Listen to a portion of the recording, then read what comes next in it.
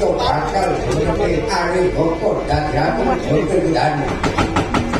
Kemudian rakon pilalu aku kasasaban bantul dulur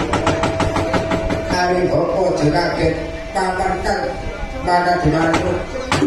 patah kabar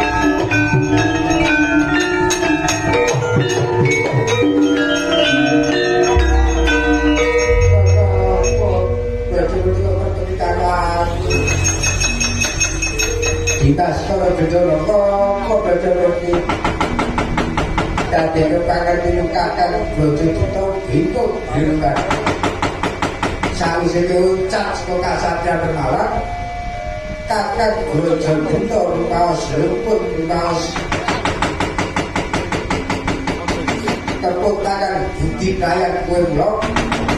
kira-kira tak pergade becik ayo manunggal marang kokat dan brojomen adalah aku di Surabaya ini Surabaya aku pilih buka orang perlu kue dadak berbeda karo aku ini bakal bahas ini orang kelakut kocok orang ayo bokok tidak gede loh ari bapak ki apa ari bapak ki putra sari kakak ibu kecil seko garpo putra garpo kali ya bebek pandangan aku